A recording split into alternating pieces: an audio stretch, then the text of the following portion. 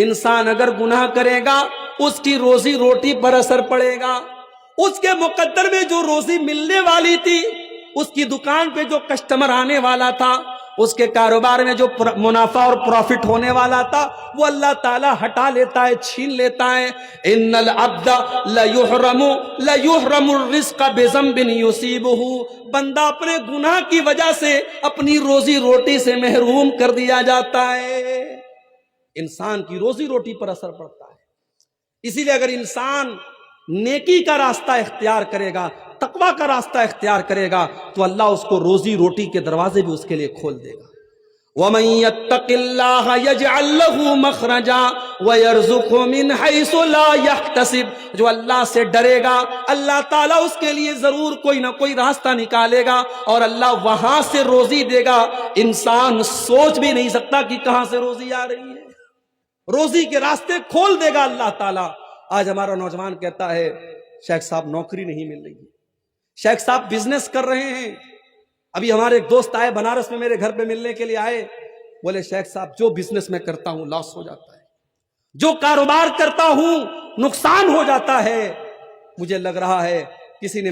میرے کاروبار پر جادو کر دیا ہے، میرے بزنس پر بندش کر دی ہے، مجھے لگ رہا ہے میرے کاروبار کو کسی نے روک دیا ہے۔ تو میں نے ان کو سمجھایا، میں نے کہا پہلے آپ غور کیجئے، کہیں ایسا تو نہیں کوئی گناہ کا کام ہو رہا ہے گھر کے اندر، کوئی اللہ کو ناراض کرنے والا کام تو نہیں ہو رہا ہے؟ اگر انسان گناہوں کی دنیا میں اور گناہوں کے دلدل میں اگر پڑا ہے، گھر میں زنا ہو رہا ہے، گھر میں بے حیائی ہو رہی ہے، گھر میں گانا بج رہا ہے، گھر میں اللہ کو ناراض کیا جا رہا ہے، تو آپ کے بزنس پر اور آپ کے کاروبار پر اس کا برا اثر پڑے گا میرے بھائی، کیونکہ اللہ کے نبی فرماتے ہیں ان العبد لیحرم الرزق بذنب یصیبہ، بندہ اپنے گناہ کی وجہ سے اپنی روزی سے محروم ہو جاتا ہے۔ اور اللہ تعالیٰ کا کلام سچا ہے، اللہ کبھی جھوٹ نہیں بولتا۔ اللہ نے قرآن میں فرمایا وَلَوْ أَنَّ أَهْلَ الْقُرَىٰ آمَنُوا وَاتَّقَوْا لَفَتَحْنَا عَلَيْهِمْ بَرَكَاتٍ مِّنَ السَّمَاءِ وَالْأَرْضِ، اگر یہ بستی والے، اگر یہ گاؤں والے، اگر یہ ایمان والے بن جائیں، یہ اگر متقی اور پرہیزگار بن جائیں، تو ہم آسمان و زمین کی برکت کے دروازے ان کے اوپر کھول دیں گے، برکتوں کے دروازے کھل جائیں گے میرے بھائی۔ صحابہ کو دیکھو، صحابہ نے چھوٹا چھوٹا بزنس کیا تھا۔ ابھی ممبئی سے میرے پاس فون آیا، 28 تاریخ کو میرا پروگرام ہے ممبئی میں، وہاں سے فون آیا مولوی صاحب اگر آپ کو موقع ملے تو ذرا بزنس اور تجارت پر بولیے گا، آج ہماری قوم کے لوگ تجارت میں بہت پیچھے ہے، تھوڑا بزنس اور تجارت پر بولیے گا۔ میرے بھائیوں بزنس میں بڑی برکت ہے، تجارت میں بڑی برکت ہے، ایمانداری کے ساتھ اگر آپ بزنس کریں گے اللہ برکت دے گا، لیکن ہاں حرام چیز کا کاروبار کریں گے، حرام چیز کا بزنس کریں گے، ہو سکتا ہے آپ کا مکان بہترین بن جائے، ہو سکتا ہے آپ کے گھر میں ٹائلز لگ جائیں، ہو سکتا ہے آپ کے گھر میں ماربل بچ جائے، ہو سکتا ہے آپ بہت پیسے کما لیں،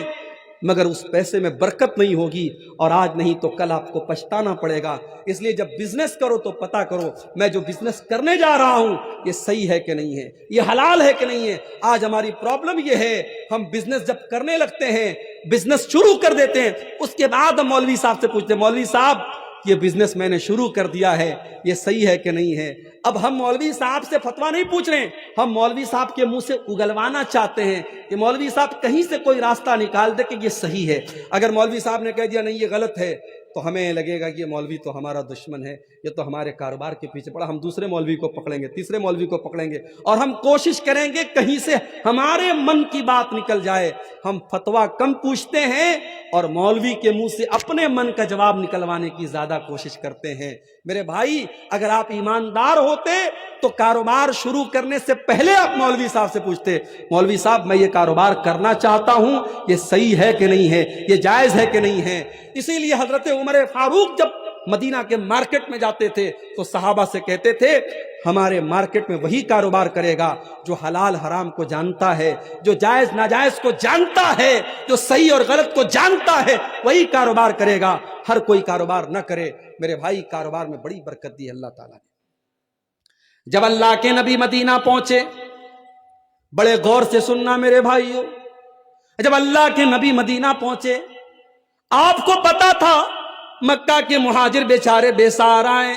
ان کے پاس ابھی کوئی بزنس نہیں ہے، ان کے پاس ابھی کوئی گھر نہیں ہے، آپ نے مدینہ کے انصاری صحابہ کو اور مکہ کے مہاجر صحابہ کو نام لے لے کر کے بھائی بنا دیا، ایک ایک کا نام لے لے کے بھائی بنایا، یہ مدینہ کا انصاری ہے، یہ مکہ کا مہاجر ہے، یہ دونوں ایک دوسرے کے بھائی بھائی ہیں، دونوں کا ہاتھ اٹھا کر کے اللہ کے نبی نے بھائی چارہ کرا دیا۔ حضرت عبد الرحمن ابن عوف جو مکہ میں بزنس کیا کرتے تھے، تجارت کیا کرتے تھے، اپنی سارے بزنس کو چھوڑ کر کے وہ بیچارے خالی ہاتھ آئے تھے، اللہ کے نبی نے ان کو حضرت سعد بن ربی کا بھائی بنا دیا۔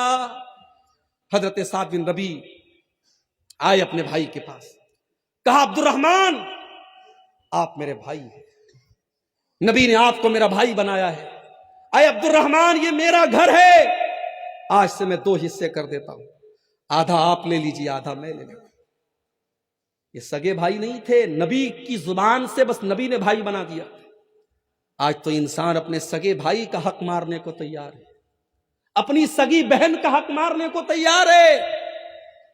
باپ مر گیا، باپ کی پراپرٹی میں بہن کا بھی حق بنتا ہے، بہن نے آ کر کے کہا بھیا باپ کی پراپرٹی میں میرا بھی حق ہے، مجھے دے دو۔ بھائی نے بڑے غصے میں کہا تیری شادی ہوئی تھی، 2 لاکھ روپے کا خرچ آیا تھا، 3 لاکھ کا خرچ آیا تھا، زیور میں نے بنوایا تھا، جہیز کا انتظام میں نے کیا تھا، اگر تو مجھ سے اپنے باپ کا ترکہ مانگتی ہے تو چلی جا، آج کے بعد بھائی بہن کا کوئی رشتہ نہیں رہے گا۔ بہن نے حق مانگا نہیں کہ بھائی نے بہن سے رشتہ توڑ دیا۔ میرے بھائیوں، اسلام نے یہ حق دیا ہے بہن کو، اللہ نے یہ حق دیا ہے بہن کو۔ باپ کی پراپرٹی میں جیسے بیٹے کا حق ہے ویسے بیٹی کا حق ہے۔ آپ کے چہرے پر ماشاءاللہ بڑی لمبی لمبی داڑھی ہے، آپ کی پیشانی پر سجدے کا نشان ہے، اور آپ اپنی بہن کا حصہ اگر ڈکار گئے ہیں اور اپنی بہن کا حصہ کھا گئے ہیں تو کل قیامت کے دن اللہ کی بارگاہ میں جواب دینے کے لیے تیار رہیے گا۔ اللہ کیا پوچھا جائے گا تو نے اپنی بہن کا حق کیوں مارا، تو نے اپنی بہن کا حصہ کیوں اس کو کیوں کھا گیا۔